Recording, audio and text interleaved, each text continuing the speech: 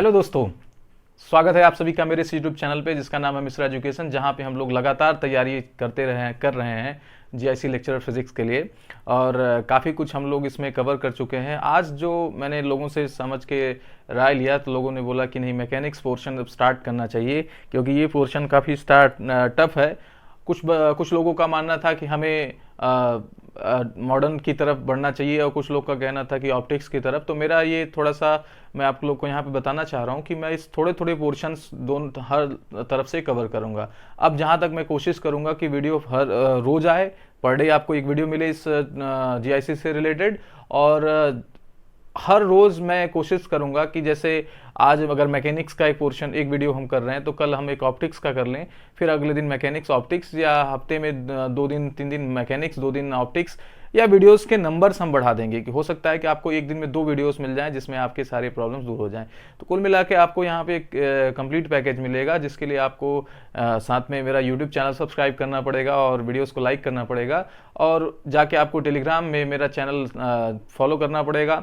साथ ही साथ आपको वहाँ पे एक जीआईसी का ग्रुप मैंने बनाया है, आप उसमें भी फॉलो रहिए ताकि आप अपने क्वेश्चंस वहाँ पूछ सकते हैं जिसका आंसर आपको, अगर आपने आज पूछा तो आज के डे में आपको आंसर मिल जाएगा, और फिर आप टेस्ट भी चाहें तो दे सकते हैं। चलिए बहुत बात ना करते हुए आगे बढ़ते हैं। मैंने मैकेनिक्स पोर्शन में वेक्टर पोर्शन को अभी हाइड किया है और हम आगे चल के हम पहुँचते हैं सीधा सेंटर ऑफ मास पे।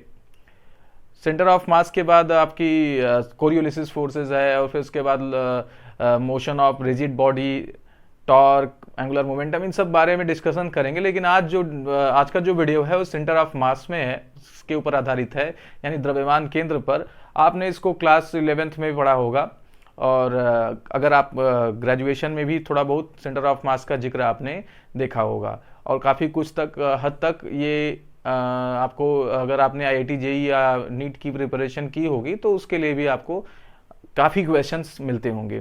तो चलिए शुरुआत करते हैं हमारे पोर्शन की तरफ जिसका नाम है सेंटर ऑफ मास।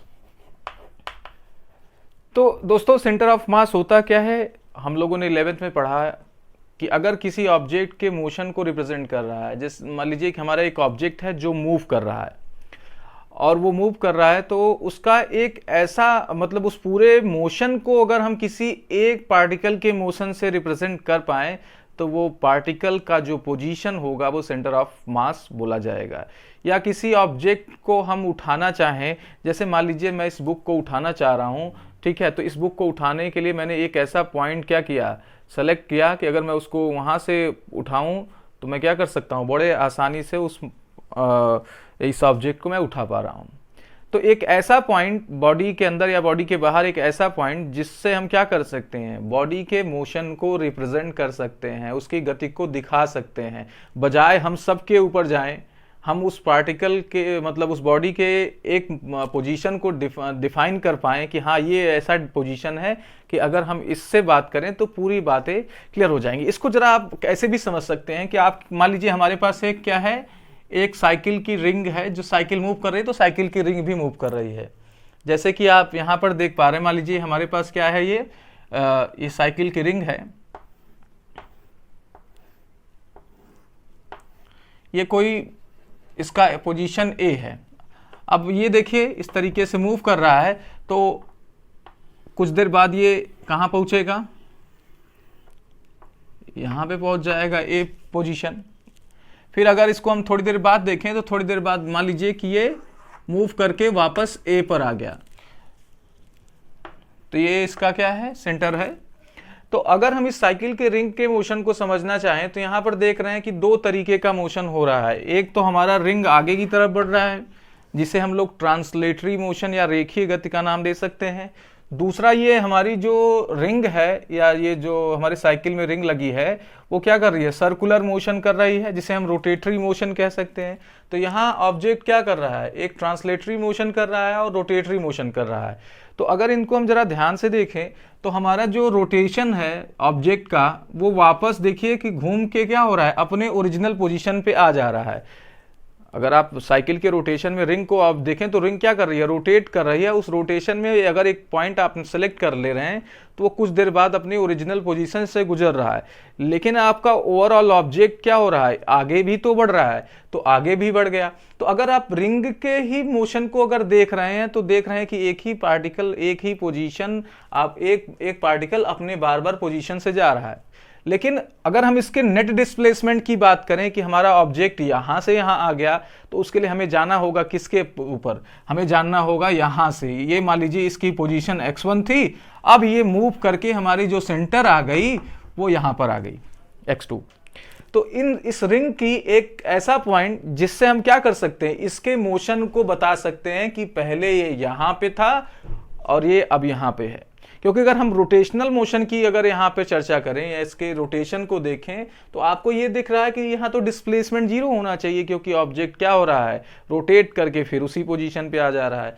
तो ये आपका अगर हमें एक्सप्लेन करना है तो हमें एक ऐसा पार्टिकल, ऐसा एक पोजीशन चाहिए या एक ऐसा हमें पार्टिकल चाहिए जिसकी पोजीशन अगर हम लोकेट कर पाएं कि देखिए ये यहाँ से यहाँ तक जा रही है, ओवरऑल ऑब्जेक्ट इस तरीके से मूव कर रही कि ये पार्टिकल आपका मूव कर रहा है ना। हम ऐसे भी कह सकते हैं कि हमारा पार्टिकल इस तरीके से मूव कर रहा है कि उसका आपका से केवल और केवल ये पार्टिकल मूव कर रहा है। तो अगर हम किसी पार्टिकल के मोशन या किसी ऑब्जेक्ट के मोशन को हम किसी एक पार्टिकल से समझ पाए, एक पार्टिकल के मोशन से समझ पाए, तो उस पार्टिकल के पोजीशन को बोलते हैं सेंटर ऑफ मास। तो ये हमारी क्या हो जाएगा, अगर मैं इसको किसी XYZ एक्सिस से लिंक कर दूं तो ये क्या बोला जाएगा, इसका सेंटर ऑफ मास बोला जाएगा। ठीक है, तो यहां से हमें एक बात समझ में आई, सेंटर ऑफ मास है क्या। तो सेंटर ऑफ मास एक ऐसा पॉइंट है किसी ऑब्जेक्ट का जिससे हम क्या कर पाए, उसके मोशन को रिप्रेजेंट कर पाए। तो इट इज अ पॉइंट या it is a position of a point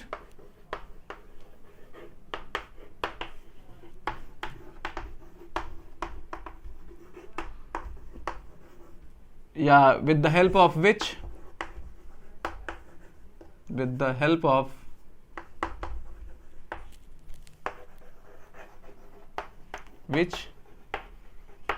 we can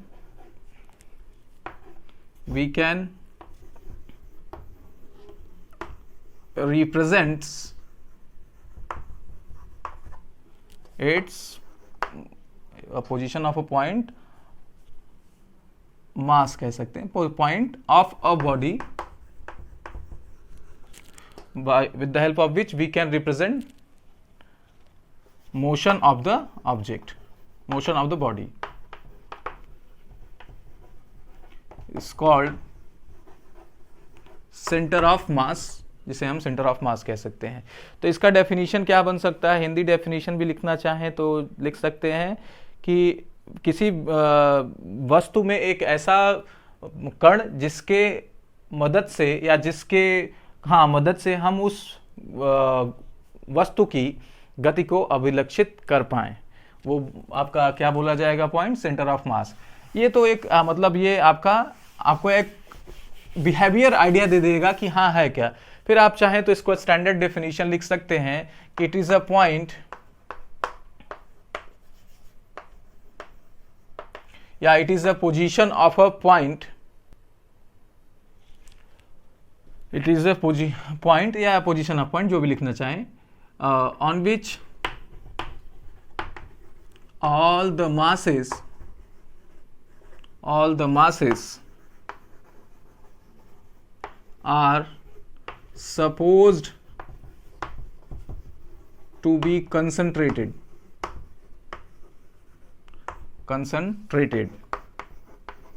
यानी ये वस्तु का ऐसा बिंदु है जिस पर उसकी सारे मास, सारे द्रव्यमान क्या किए जा सकते हैं, कंसंट्रेटेड, मतलब निहित या कह सकते हैं कि केंद्रित माने जा सकते हैं। ठीक है, तो ये सेंटर ऑफ मास की डेफिनेशन रही। अब यहाँ पर एक क्वांटिटी हमें जानने की जरूरत होगी जिसको हम लोग मोमेंट ऑफ मास बोलते हैं या द्रव्यमान आघूर्ण बोलते हैं, या कुछ बुक्स में शॉर्ट फॉर्म में आघूर्ण ही बोला जाता है। लेकिन होता क्या है, वो मोमेंट ऑफ मास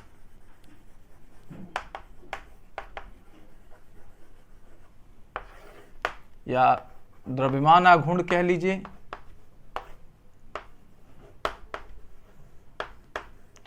देखिए आप बहुत बार मोमेंट, बहुत सारी मोमेंट निकाले हैं, चाहे मोमेंट डायपोल मोमेंट निकालें या मोमेंट ऑफ इनर्शिया निकालें या मोमेंट ऑफ मास निकाले हैं या लीनियर आपने एंगुलर मोमेंटम निकालना होगा। तो जहां भी आप मोमेंट, किसी चीज का, किसी क्वांटिटी का मोमेंट निकालते हैं, वहां आप देखेंगे कि क्या होता है, क्वांटिटी का मल्टीप्लिकेशन आर से होता है। फॉर एग्जांपल अगर मैं डायपोल मोमेंट की बात करूं तो डायपोल मोमेंट में क्या होता है, चार्ज इनटू डिस्टेंस होता है। तो ये चार्जेस का क्या होता है, डायपोल मोमेंट होता है। अगर आपका एंगुलर मोमेंटम की बात करूं तो आपकी क्या होती है, P इंटू आर होती है, P क्रॉस आर। तो यहाँ मोमेंटम का या लीनियर मोमेंटम का आर से मल्टीप्लाई करते हैं तो हमें एंगुलर मोमेंटम मिलता है। उसी तरीके से अगर हम मोमेंट ऑफ मास निकालना चाहें तो उसको हम क्या कर सकते हैं, जैसे मान लीजिए हमारे पास ये फ्रेम है या एक्स मतलब एक कोई हमारे पास रेफरेंस फ्रेम है जिसमें ये एक्सिसेस हैं, इस पर हमने कोई मास m रख दिया और ये इसका पोजीशन वेक्टर r है। तो अगर हम मास और पोजीशन वेक्टर का यहाँ पर मल्टीप्लाई करते हैं तो ये जो क्वांटिटी मिलेगी उसे मोमेंट ऑफ मास या हम उसे बोलेंगे द्रव्यमान आघूर्ण। तो मोमेंट ऑफ मास सिंपल, मैं डेफिनेशन नहीं लिख रहा हूं, मैथमेटिकल टर्म लिख रहा हूं। ये आपका क्या होगा, मास इनटू पोजीशन वेक्टर। इसको आप अपनी कॉपी में लिख सकते हैं।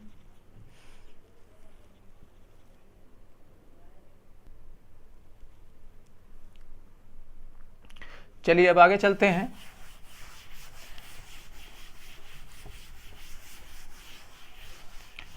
अब हमें दो पार्टिकल का क्या करना है, हमारे पास दो पार्टिकल दे दिए जाएं तो दो पार्टिकल के सेंटर ऑफ मास को फाइंड करना है। जैसे हमारे पास कोई सिस्टम बना लीजिए कि हमारे पास ये एक ऑब्जेक्ट है जिसका मास m1 है, एक ऑब्जेक्ट क्या है, मास m2 का है। इनके हमें सिस्टम, ये जो दो पार्टिकल आपके सिस्टम बना रहे हैं, इसका सेंटर ऑफ मास फाइंड करना है। तो अगर हम दो का निकाल लेंगे तो हम किसी भी सिस्टम के लिए निकाल लेंगे। मान लीजिए हमारा ये एक्स एक्सिस है, ये वाई एक्सिस, जेड एक्सिस मैं छोटा बना रहा हूं, तो ये आपकी एक्सिसेस हैं। तो पहले हमें क्या करना होगा, हमें इनके इंडिविजुअल मोमेंट ऑफ मास को निकालना पड़ेगा, यानी इनके अलग अलग आघूर्णों को निकालना पड़ेगा। तो हम सपोज कर लें कि इसका जो पोजीशन वेक्टर है r1 है और इसका पोजीशन वेक्टर r2 है ना। अब ये दो पार्टिकल हैं, दो पार्टिकल्स की सिस्टम का जो मोमेंट ऑफ सेंटर ऑफ मास बनेगा, द्रव्यमान केंद्र बनेगा, वो उनके बीचों बीच बनेगा। बीचों बीच मतलब एग्जैक्टली बीच में बनेगा या किसके बीच में बनेगा, इसकी चर्चा भी हम करेंगे।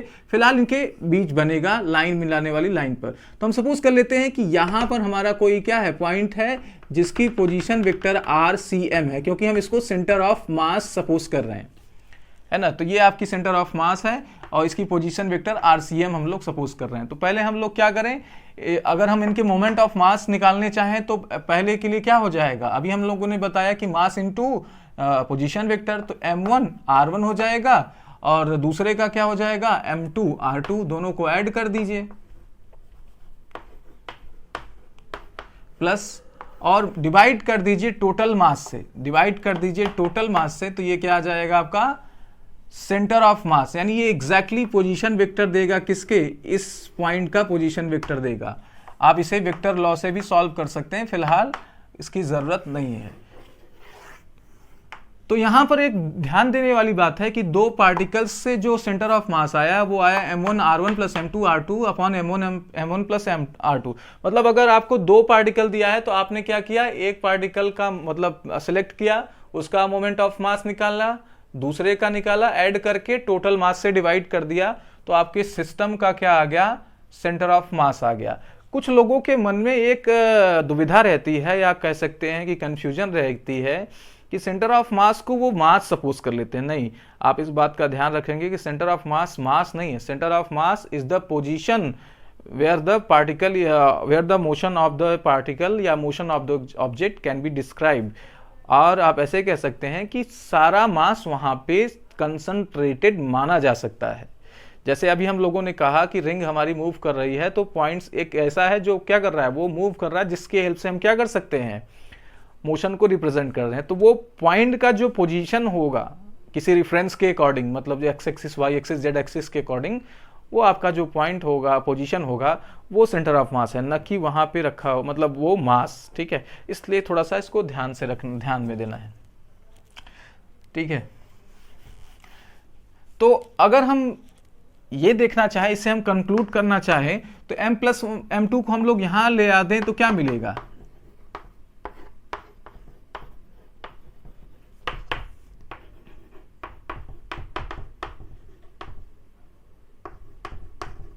तो इससे हम एक चीज कंक्लूड कर सकते हैं कि हमारे सेंटर ऑफ मास पर अगर हम क्या कर दें, अगर हम सेंटर ऑफ मास को कहना चाह रहे हैं कि ये पूरे मोशन को रिप्रेजेंट कर रहा है, तो हम क्या करें, टोटल मास का अगर हम मोमेंट निकाल लें तो वो क्या हो जाएगा, वो इक्वल आएगा किसके, इंडिविजुअल मोमेंट्स के सम के इक्वल। दैट मीन्स अगर हम यहाँ पे m1 प्लस m2 आपका टोटल मास है, और इसको हम क्या कर रहे हैं, सेंटर ऑफ मास से मल्टीप्लाई कर रहे हैं, तो ये क्या कर रहा है, टोटल मास का कुल द्रव्यमान का मोमेंट दे रहा है, यानी बल द्रव्यमान आघूर्ण दे रहा है। और राइट साइड में आप देखें तो क्या है, इनके इंडिविजुअल, मतलब m1 और m2 के इंडिविजुअल मोमेंट्स को क्या किया जा रहा है, ऐड किया जा रहा है। तो ये इससे ये भी कंक्लूड किया जा सकता है। चलिए, ये तो रही बात जब हमारा जब हमारा सिस्टम दो पार्टिकल से मिलके बना हुआ है। n पार्टिकल से मिलके बना होता, फॉर n पार्टिकल कर लीजिए,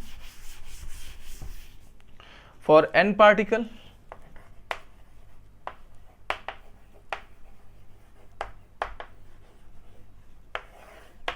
तो अगर n पार्टिकल है भाई तो क्या होगा, कुछ नहीं, बारी बारी से सबके क्या करेंगे, मोमेंट्स निकालेंगे, ऐड कर देंगे और डिवाइड कर देंगे टोटल मास से, ठीक है। तो मान लीजिए ये m1 है, ये m2 है, ये m3 है, इस तरीके से कोई nth है, इस तरीके से mn है, सबके करस्पॉन्डिंग जो उनकी पोजीशन वेक्टर है, m1 की r1, m2 की r2 और mn की rn है, तो हम सबके मोमेंट्स निकाल के ऐड करके टोटल डिवाइड कर देंगे, तो हमें एक ऐसा पोजीशन वेक्टर मिलेगा जो उसके सेंटर ऑफ मास को रिप्रेजेंट करेगा। मान लीजिए हमारे पास ये बॉडी है, तो इसके सेंटर ऑफ मास को रिप्रेजेंट करेगा।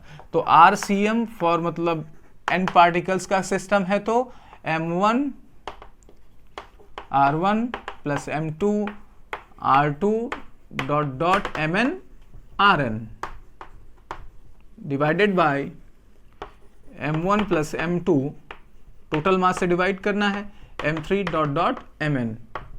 ये आपका क्या हो जाएगा, centre of mass for a system of n particles, ठीक है। अब इससे कुछ हम लोग अलग अलग बातें कंक्लूड कर सकते हैं कि अगर हमारी सिस्टम की जो मासेस हैं वो इक्वल हैं तो क्या होगा, या RCM की हम पोजीशन देखना चाहें, मतलब हम इसको अलग अलग तरीके से तो देखते हैं क्या हो सकता है। जरा इसी के नीचे लिखा जाए। अब आपने जो सिस्टम लिया, जो n पार्टिकल्स का आपने सिस्टम लिया, और सारे पार्टिकल्स इसके कंस्टिट्यूएंट्स पार्टिकल को देख रहे हो कि ये इसमें जो अलग अलग पार्टिकल्स हैं, इत्तेफाक से सारे जो मासेस हैं वो सेम हो जाए तो क्या होगा। मेरे कहने का क्या मतलब है कि m1, m2 या m3 या कोई भी बात करें mn, सबके मासेस इक्वल हों। तो यहाँ पे लिख लीजिएगा, if m1 is equal to m2 is equal to m3 dot dot mn। इसको हम कोई क्या कर लेते हैं, एक सिंबल से सपोज कर लेते हैं कि ये m है, तो क्या हो जाएगा, यहाँ पे m आ जाएगा, यहाँ पे m आ जाएगा, सारी प्लेसेस पे m आ जाएगा, और नीचे भी m इस तरीके से आते जाएंगे। तो total mass capital M suppose कर लिया जाए, तो जो आपका डिनोमिनेटर हो जाएगा, या ऐसे देखिए, पहले हम लोग कर लेते हैं, या इसको एक लाइन इसको भी लिख सकते हैं आप ऐसे, जैसे इसको शॉर्ट फॉर्म में लिखा जाता है, जरा उसको लिख लेते हैं। तो ये सिग्मा MI/RI लिखा जाता है,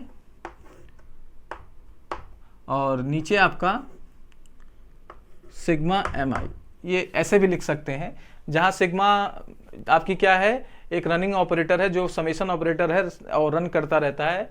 दैट मीन्स इसको यहाँ पे एक रनिंग ऑपरेटर I दे देते हैं 1 to n।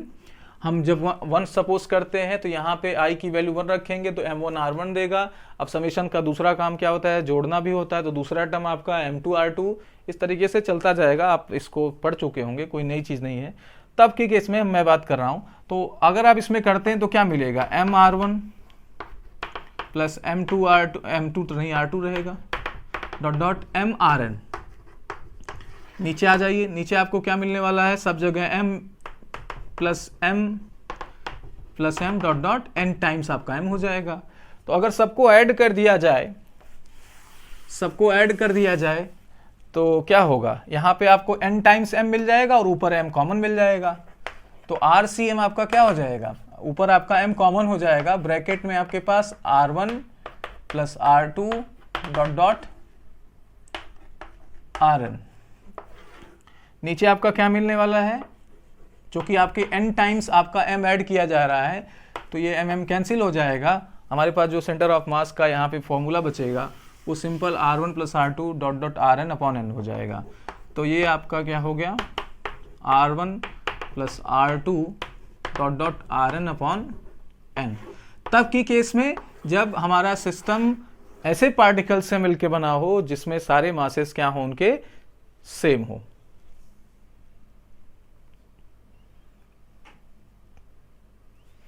चलिए,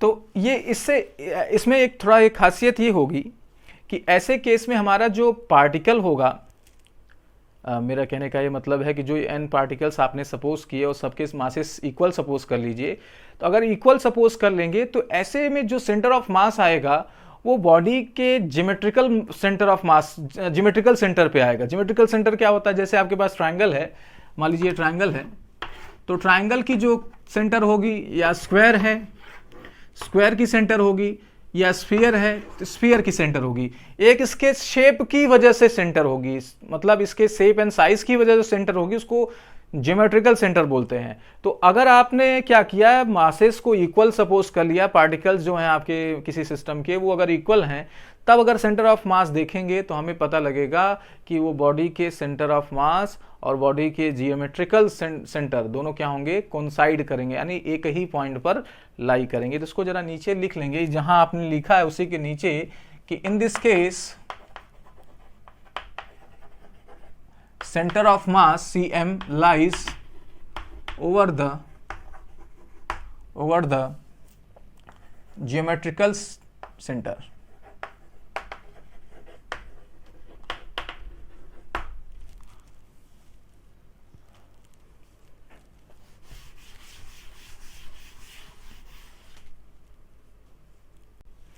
चलिए आगे चलते हैं। अगर दूसरा इंपॉर्टेंट जरा एक केस समझिएगा कि अगर हमने एक ऑब्जेक्ट लिया और उसको हमने क्या किया, इस तरीके से कार्टेशियन कोऑर्डिनेट सिस्टम में या एक्स वाई जेड एक्सिस में इस तरीके से प्लेस कर दिया कि उसका सेंटर ऑफ मास ओरिजिन पर लाई करने लगा।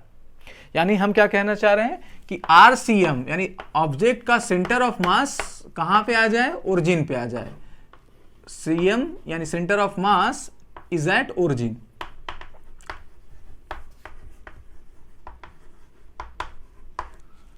तब की केस में क्या होगा, अगर आप देखें RCM का फॉर्मूला देखें तो आपको पता है कि M1R1 plus M2R2 dot dot MnRn, और इसको हम डिवाइड कर देंगे टोटल मास से, M1 plus M2 dot dot Mn,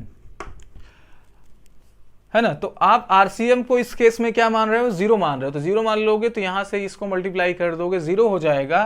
तो आपके पास क्या बचेगा, M1R1 plus M2R2 dot dot MnRn is equal to क्या आ गया, जीरो।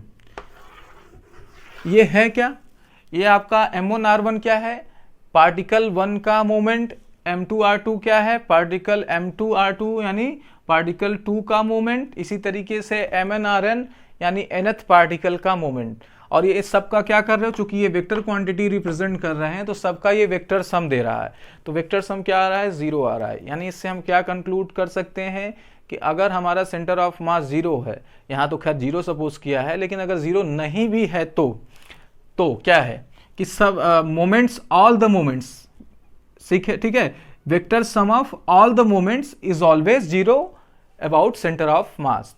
ठीक है, तो सेंटर ऑफ मास का एक डेफिनेशन ये भी बनता है कि एक ऐसा पॉइंट जिसके अबाउट आपका moments of all the particles अगर हम कैलकुलेट करें और सम करें तो क्या आएगा, जीरो आएगा। यानी डेफिनेशन क्या बनी कि it is a point about which vector sum of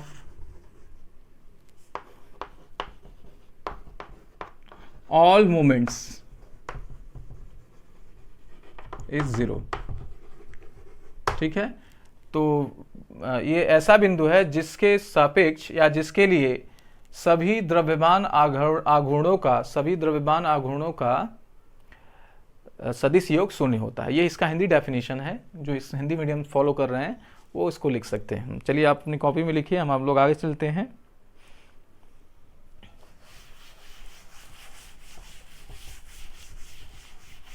अब थोड़ा कार्टेशियन फॉर्म की बात करेंगे।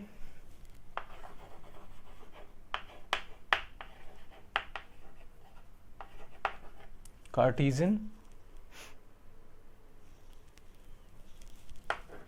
फॉर्म, दैट मीन्स हम सेंटर ऑफ मास को X axis, Y axis, Z axis के करस्पॉन्डिंग लिखना चाह रहे हैं।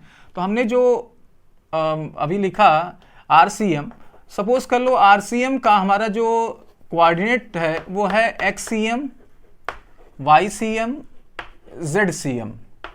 भाई एक एक्स एक्सिस पे उसकी वैल्यू होगी, वाई पे, जेड पे। इसी तरीके से हमारे पार्टिकल जो m1 है उसके लिए जो हमारा पोजीशन वेक्टर r1 है उसका जो कोऑर्डिनेट सिस्टम हो x1, y1, z1 है।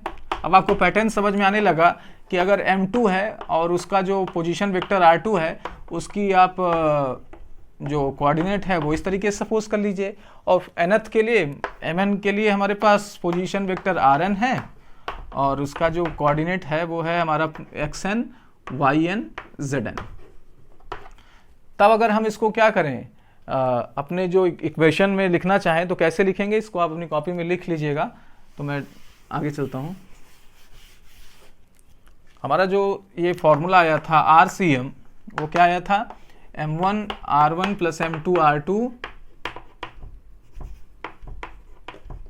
Plus mn dot dot dot mn rn, और नीचे आपका m1 plus m2 plus m3 dot dot mn। अब हम लोग क्या करेंगे, ये तो आपका नीचे डिनोमिनेटर में टोटल मास है। यहां पर आ जाइए, यहां पे देखिए तो आपको क्या मिलने वाला है, m1 ब्रैकेट में लिखेंगे तो क्या लिख सकते हैं यहाँ पे, x1 i cap, x2 y1 j cap, z1 k cap. हमने r1 को इसी तरीके से सपोज किया। यहाँ पे आपका m2 क्या हो जाएगा, m2 के साथ x2 i cap, y2 j cap, z2 k cap. और जब आगे बढ़ेंगे nth के लिए लिखेंगे तो क्या मिलेगा हमें, mn xn i cap, yn j cap plus zn k cap. और नीचे हमारा टोटल मास, हम लोगों ने इसे कैपिटल M लिख दिया सिंप्लिसिटी के लिए, तो क्योंकि ये नीचे टोटल मास आएगा, बार बार उसे लिखने में दिक्कत हो रही है। अब हम RCM मतलब सेंटर ऑफ मास के पोजीशन वेक्टर को भी क्या कर दें, चेंज कर दें, XCM I cap, YCM J cap, या यहीं कर लेते हैं, इससे लाइन कम हो जाएगी, J cap and ZCM K cap.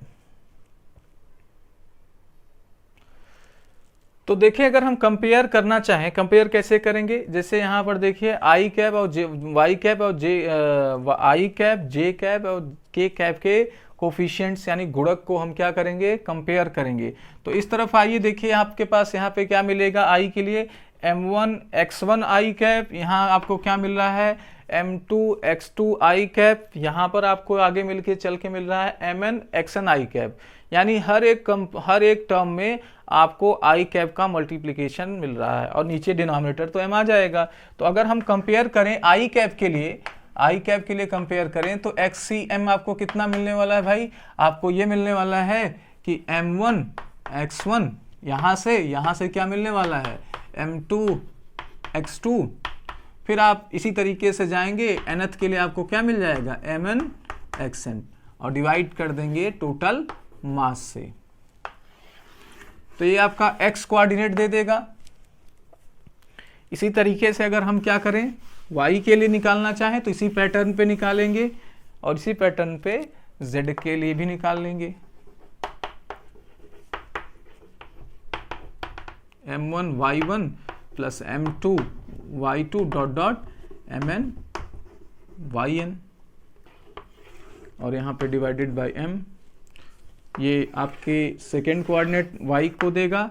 और अगर हम ZCM निकालना चाहें तो m1 z1 plus m2 z2 plus dot dot mn zn divided by capital M यानी टोटल मास। तो इस तरीके से हम अगर क्या करें, सेंटर ऑफ मास के कोऑर्डिनेट x, y और z को कैलकुलेट करके हम क्या कर सकते हैं, सेंटर ऑफ मास निकाल सकते हैं। जैसा प्रॉब्लम होगा हम उसके अकॉर्डिंग प्रोसीड करेंगे। तो ये तो रहा आपकी जब मासेस हम लोग डिस्क्रीट मतलब अलग अलग सपोज कर पाएँ। अब हमारा जो आगे हमें समझना है कि अगर हमारी मासेस कंटिन्यूअस फॉर्म में डिस्ट्रीब्यूटेड हों, जैसे अभी जो सपोज जो ये हम लोगों ने किया वो कुछ इस तरीके से किया कि मान लीजिए हमारे पास एक स्क्वायर है, एक मास यहाँ है, एक यहाँ पर, एक यहाँ पे, तो हम ये फॉर्मूला लगा सकते हैं सेंटर ऑफ मास निकालने के लिए, क्योंकि यहाँ पे जो मासेज हैं वो क्या है, डिस्टेंस उनके बीच का क्या है, कंसिडरेबल है, यानी डिस्क्रीट डिस्ट्रीब्यूशन फॉलो कर रही हैं। लेकिन अगर कंटिन्यूअस डिस्ट्रीब्यूशन फॉलो कर रही है, फॉर एग्जांपल रॉड है और हमें रॉड की क्या करनी है, सेंटर ऑफ मास निकालनी है। इसी तरीके से हमारा कोई स्फीयर है या सर्कल है, उसका सेंटर ऑफ मास निकालना है। जहाँ पे मासेस कंटिन्यूअस डिस्ट्रीब्यूशन है, दैट मीन्स हम उनके पार्टिकल्स या जो उनके कंस्टिट्यूएंट्स पार्टिकल हैं उनके बीच के डिस्टेंस को मेजर नहीं कर पा रहे हैं, तो ऐसे डिस्ट्रीब्यूशन को हम लोग कंटिन्यूअस डिस्ट्रीब्यूशन बोलते हैं। तो जब मासेस हमारे कंटिन्यूअस डिस्ट्रीब्यूट होती हैं, सतत वितरित होती हैं, तब हमारा सेंटर ऑफ मास का जो फॉर्मूला होना चाहिए वो कैसा होना चाहिए, वो हमारा इंटीग्रेशन में चला जाएगा। भाई ये हमारा जो समेशन का रूप होता है, ये हमारे डिस्क्रीट मैथमेटिक्स में काम आता है। और ये जो हमारा है ये हमारे कंटिन्यूअस मैथमेटिक्स में काम आता है, यानी जहाँ पे हमारे बॉडी का शेप कंटिन्यूअस होने लगेगा या उनके पार्टिकल्स की बीच दूरी क्या होने लगी, स्मॉल होने लगी, तो हम लोग ये यूज़ करेंगे। ठीक है, तो फॉर कंटिन्यूअस डिस्ट्रीब्यूशन आप हेडिंग करिएगा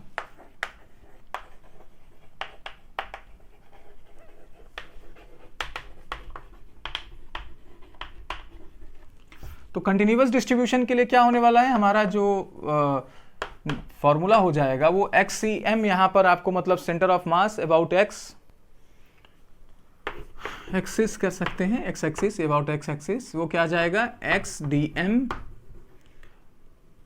ये आ जाएगा। इसी तरीके से YCM YDM और ZCM 1/m ZDM निकाल सकते हैं। तो ये कंटिन्यूअस फॉर्म में हमारा एप्लीकेबल होगा जब हम सेंटर ऑफ मास निकालने जाएंगे। चलिए आगे चलते हैं। अब हम लोग को थोड़ा आगे बढ़ के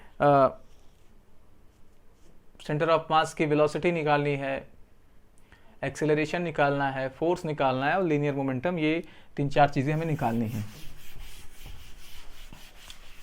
तो बात आती है सेंटर ऑफ मास की velocity, velocity of center of मास,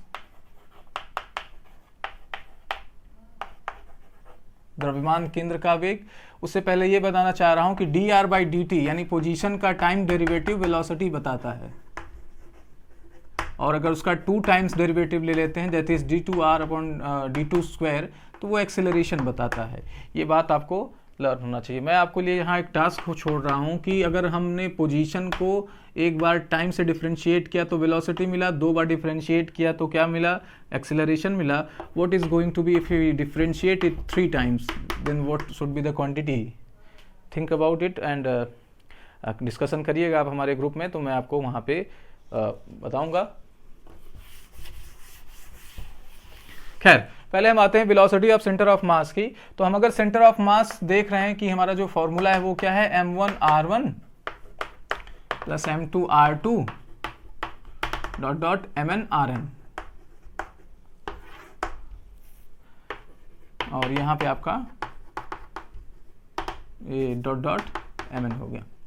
अब हमें निकालना है क्या, वेलोसिटी, दैट इज वाई हम लोग क्या करेंगे, दोनों तरफ टाइम के रिस्पेक्ट में डिफरेंशिएट कर देंगे, तो ये drcm/dt हो जाएगा, और यहाँ पे जब हम डिफरेंशिएट करेंगे तो डिफरेंशिएट क्या होगा, हर एक इंडिविजुअल टर्म होगा, है ना। तो जब यहाँ पे पहुंचेगा तो ये आपको क्या हो जाएगा, m1 dr1/dt plus m2 dr2/dt dot dot mn आपका रहेगा nth पार्टिकल का मास d/dt rn, और डिवाइड कर देंगे टोटल मास कैपिटल M से। dr1/dt आपका क्या है, पहले पार्टिकल की वेलोसिटी, मतलब m1 मास वाले पार्टिकल की वेलोसिटी। अभी जैसा मैंने बताया m2 क्या होगा, दूसरे पार्टिकल की वेलोसिटी, और इसी तरीके से आपका nth पार्टिकल की वेलोसिटी आ जाएगा। और लेफ्ट साइड में आपका क्या आ जाएगा, RCM, मतलब सेंटर ऑफ मास की वेलोसिटी। तो इसको हम VCM से दिखाते हैं। VCM क्या हो जाएगा, m1 यहाँ पे v1 plus m2 v2 dot dot mn vn, और उसको डिवाइड कर देंगे भाई टोटल मास से। ये आपका क्या आ गया, वेलोसिटी ऑफ सेंटर ऑफ मास। तो हमारा जो ऑब्जेक्ट है वो कुछ इस तरीके से मूव कर रहा है कि इंडिविजुअल वेलोसिटीज का मोमेंट, इंडिविजुअल वेलोसिटीज का अगर हम क्या कर लें, यहाँ पे m1 v2 m2 v2 इस तरीके से कैलकुलेट करें, जिसको हम लोग क्या बोल सकते हैं, मोमेंट। जैसे moment of first particle, moment of second particle, moment of second third particle, और यहाँ पे हम इसको यहाँ भेज दें mcm, तो क्या हो जाएगा कि इंडिविजुअल जो मोमेंट्स होंगे, जैसे मैं यहाँ पे इस लिखूँ अगली लाइन में, ये तो वेलोसिटी हो गई, mvcm is equal to m1 v1 plus m2 v2 dot dot mn vn। तो अगर हमारा कोई ऑब्जेक्ट मूव कर रहा है और देख रहे हैं कि ये पार्टिकल 1 का मोमेंटम है, पार्टिकल 2 का मोमेंटम है, पार्टिकल 3 का momentum, momentum is equal to mass into velocity, यानी संवेग आपका क्या होता है, द्रव्यमान गुणे वेग।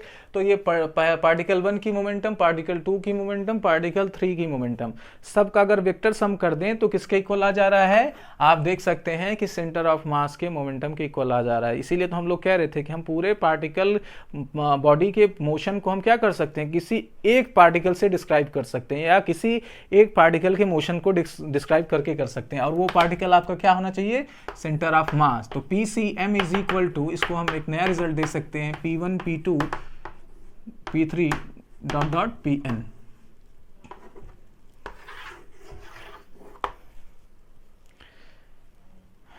चलिए आगे चलते हैं, थोड़ा स्पीड ज़्यादा रहेगी क्योंकि कम टाइम में हमें ज़्यादा सिलेबस कवर करना है।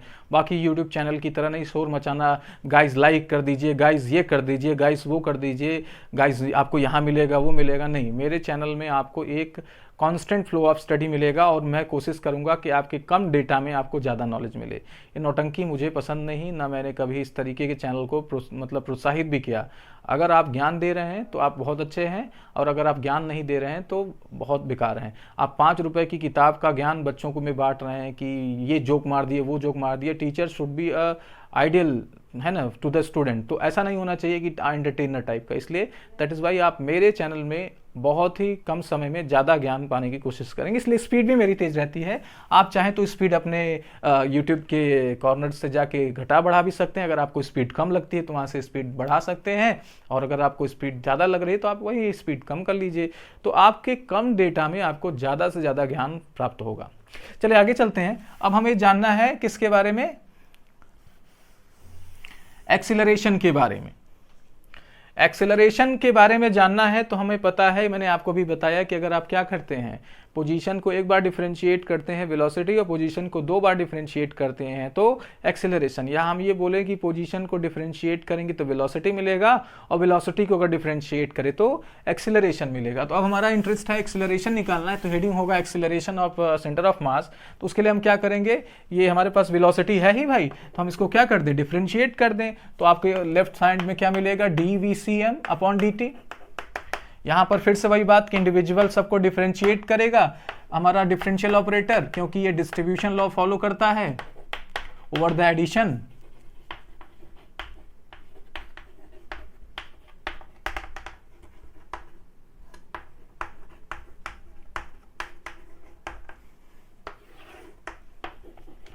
है ना। तो अब देखिए इसको हम क्या लिख सकते हैं, dV/dt अभी मैंने बताया एक्सेलरेशन होता है, तो एक्सेलरेशन आपका ये किसका हो जाएगा, सेंटर ऑफ मास का एक्सेलरेशन हो जाएगा, और ये क्या हो जाएगा आपका m1a1 प्लस m2a2 मतलब दूसरे पार्टिकल का एक्सेलरेशन, इसी तरीके से ये आपका nth पार्टिकल का एक्सेलरेशन आ जाएगा और ये आपका नीचे टोटल मास आ जाएगा। या इसी को हम लोग क्या लिख सकते हैं, ऐसे लिख सकते हैं MACM is equal to M1A1 plus M2A2 dot dot M3A3 या मैं डॉट डॉट करके MNAN लिख दे रहा हूं। तो ये क्या है आपका मास इंटू एक्सेलरेशन है। मास इंटू एक्सेलरेशन हम लोग जानते हैं न्यूटन के सेकंड नियम से, दूसरे लॉ से, क्या कि मास इंटू एक्सेलरेशन फोर्स होता है। तो ये फोर्स ऑन किस पे होगा, सेंटर ऑफ मास, ये force on particle 1, force on particle 2 and force of particle n। तो हम यहाँ से क्या कंक्लूड कर सकते हैं कि सारे पार्टिकल्स के मासेस को हम कैलकुलेट कर लें और वेक्टर सम करें तो हमें किसके इक्वल में मिलेगा, सेंटर ऑफ मास पर लगे हुए फोर्स के इक्वल। यानी एक ऑब्जेक्ट मूव कर रहा है तो उसके पार्टिकल अलग अलग तरीके से मूव कर रहे हैं, कोई इधर जा रहा है कोई उधर जा रहा है, लेकिन अगर ओवरऑल फोर्स को देखना जाए तो आप बहुत ज़्यादा न इस पार्टिकल के पास जाइए न उस पार्टिकल के पास जाइए, आप सेंटर ऑफ मास पर जाइए और सेंटर ऑफ मास का एक्सेलरेशन फाइंड करके ऑब्जेक्ट के टोटल मास से मल्टीप्लाई कर दीजिए, तो you will get the net force on acting on object. ठीक है, तो यहाँ से आप नेट फोर्स निकाल सकते हैं। इस फॉर्मूले को आप और मॉडिफाई करके मतलब फोर्स के फॉर्म में लिख सकते हैं। कैसे लिख सकते हैं, F is equal to F centre of mass is equal to F1 plus F2 dot dot Fn।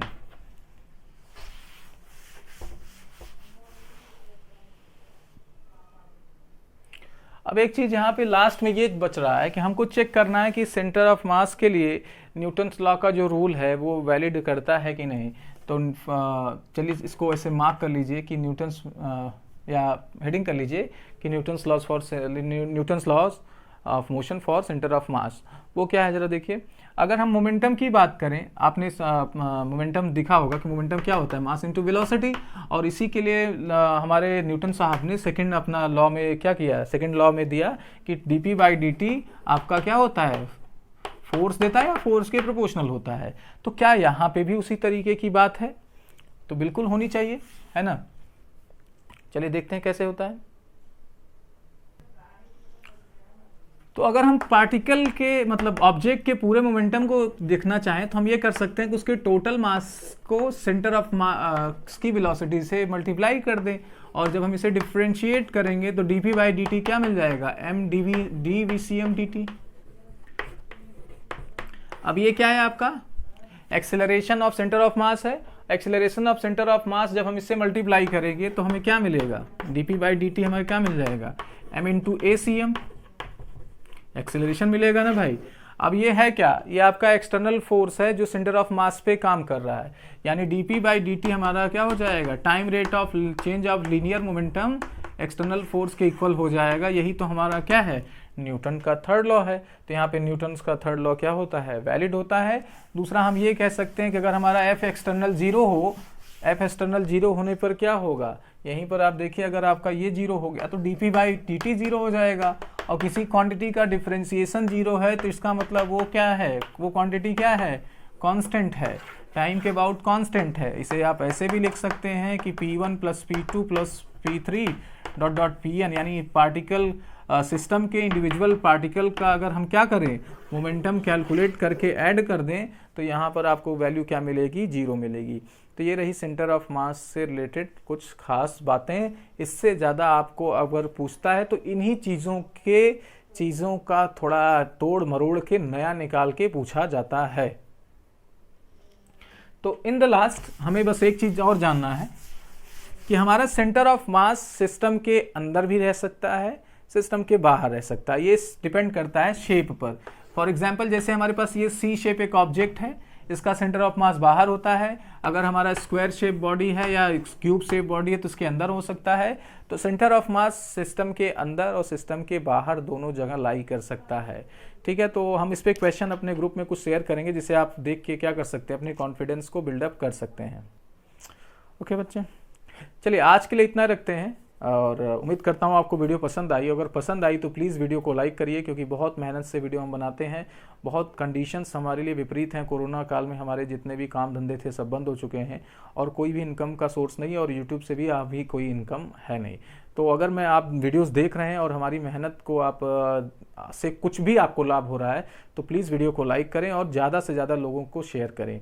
ये हमारे वीडियो में आपको हमारे चैनल में कॉमर्स 11-12 स्टैंडर्ड की वीडियो मिल जाएगी, साथ ही साथ 11-12 की फिजिक्स की वीडियो आपको मिल जाएगी और ग्रेजुएशन लेवल की भी फिजिक्स मिलेगी। तो जो भी इस फील्ड से जुड़े हैं, जिन लोग कॉमर्स में या फिजिक्स में, तो उनको आप इस चैनल के बारे में बताइए, जहाँ पर केवल और केवल स्टडीज़ की बात होती है। आप खुद भी फील कर रहे हो, अगर आपने मेरे कॉन्सेक्यूटिव 4-5 वीडियो देखिए तो मेरी वीडियो में कहीं भी निरर्थक बातें नहीं। मुझे पूरा इस बात का ध्यान रहता है कि आपका डेटा खराब ना हो। अगर आप मेरे चैनल पर डेटा खर्च कर रहे हैं तो उस डेटा का आपको इक्वल वैल्यू मिले। ये नहीं कि आपको, चूंकि मुझे बताना पड़े, ध्यान दिलाना पड़ता है कि बस इसीलिए मैं 1 मिनट या 2 मिनट का टाइम शुरू में लेता हूँ और लास्ट में लेता हूँ, कभी कभी बीच में लिया। चलिए आज के लिए इतना रखते हैं। अगर आपको वीडियो पसंद आ रही है तो प्लीज़ वीडियो को लाइक करिए, चैनल को सब्सक्राइब करिए और शेयर करिए, साथ ही साथ हमारे टेलीग्राम ग्रुप को भी ज्वाइन करिए। बहुत बहुत धन्यवाद।